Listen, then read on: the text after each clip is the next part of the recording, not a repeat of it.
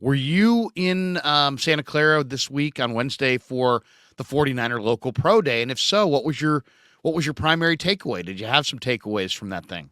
Yeah, I mean, it was a better. I mean, usually the local pro day has been garbage in recent years. Just not any prospect kind of showing up worth his salt. Last year there were 47 guys who showed up, and there was exactly one of those players got drafted, and it was a compensatory seventh round pick that he was drafted with. So this year the talent level was a lot higher. There were two defensive linemen. I kind of parked myself near that group during the practice. It wasn't a long practice at all, maybe only 45 minutes, but Isaiah Foskey and Junior Fajoko were there, and neither of them worked out because they both are going to be draft picks, and so it wasn't really worth the effort, the risk. But they got to watch as two other guys who probably won't get drafted worked out. And so Chris Kasarik and Daryl Tapp, who, as you know, are just two of the most intense coaches Right. I've ever witnessed. Yelling and they ran these poor two guys ragged, and so Fahoko and Foskey got to kind of see the atmosphere, the energy, and I got the sense that both kind of wish that they were out there because that's the kind of players they are. I mean, I watch Fahoko and I think this guy just has Chris Kasarik written all over him.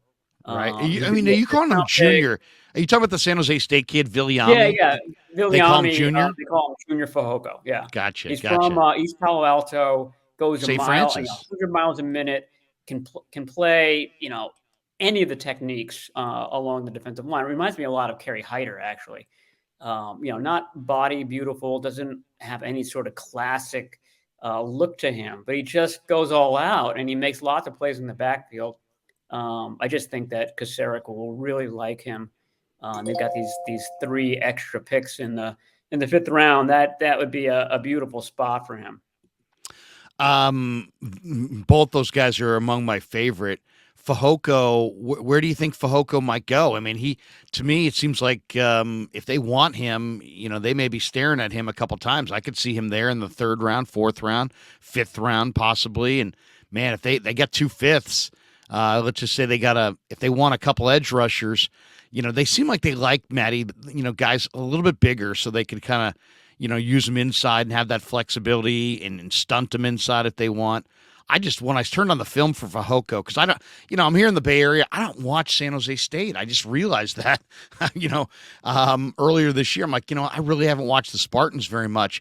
But this kid was the defensive player of the year in the conference, and he's just violent. And you can see it. And I don't care what his workout numbers say, because this guy's motor and his desire is off the charts. And then Jordan Elliott did a little sit down with him, and he talked about how much he would love to be a 49er. Where do you think Fajoko winds up going in this draft?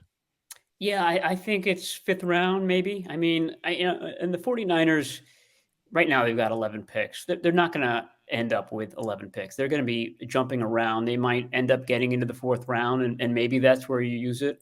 But you're right. I mean, Fajoko has a spark to him too, and I'm sure it showed up in that interview. He's a team captain type of guy, just a real leader. I mean, he would just mesh so well in that defensive line room. I think Bosa and Armstead would love him. Kasarik and Tapp would love him. He grew up a 49ers fan. He played college ball just down the street. I mean, it all seems to be pointing there. I mean, I'm going to be disappointed if they don't get him, just because they have so. You're right; they're going to get a lot of looks at him, and they don't really have a lot of huge needs. But today they re-signed Kerry Hyder, and Saw that. so on paper that defensive line room is pretty set. They've got a lot of guys, 12 players right now. They're only going to keep 10 on the active roster and only have 8 up for game days. But I feel like Fajoko is a future Kerry Hyder, somebody who plays on that B line primarily. But if there is an injury to Drake Jackson, or heaven forbid to Nick Bosa, he'd be a guy that could step up and give you a Kerry Hyder like 2020 season where, 10 sacks. That's a huge number. And I think he's capable of it. I mean, he's got a nonstop motor. Just like I said, just seems to be a very, very nice fit scheme wise and, character wise, all that stuff. We don't get the little revelation until usually after the draft of which 49er or which prospects earn the 49ers highest grade, right? That gold helmet designation. I think Colton McKivitz got it.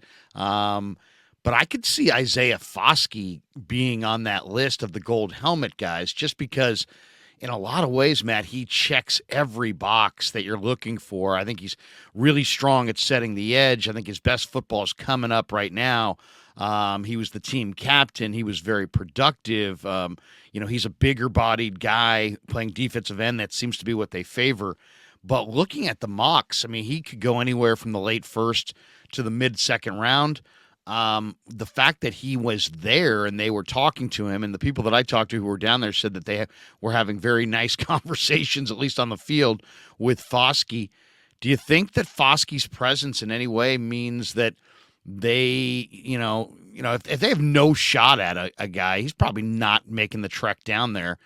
Is it possible that they communicated to his agent, hey, look, there's a chance we could parlay some of our picks to move up into round 2, and if we do, your guy's one of the guys we're really looking hard at. And could he come down here and at least meet with us and get a chance to get a little feel for him during the local pro day? What do you think? To me, his name, the fact that he was there was kind of eye-opening to me. Yeah, he's the type of guy that usually wouldn't show up to this type of Right. event, which is why it's been, like I said, garbage in recent years. And he was there, and he was, like I said, he and Fajoko were following the D line group around the whole time. It could be something as simple as his family lives nearby. He didn't have any official 30 visits midweek, so he figured, why not? Doesn't hurt to go down and say hello to John Lynch and to Kyle Shanahan. And even when a team like the 49ers knows that it's not going to draft somebody, they still like to build a dossier on the guy. Right.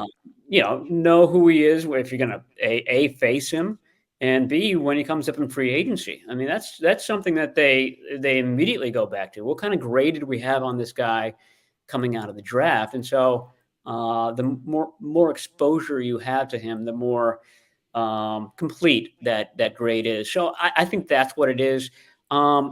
If you start to fall, though, he's not getting past the 49ers. I'll tell you that, because you're right. He would be a really nice fit.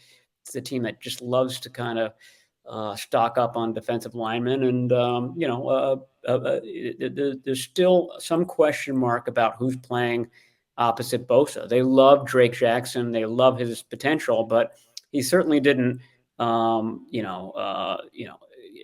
answer every question about him as a rookie.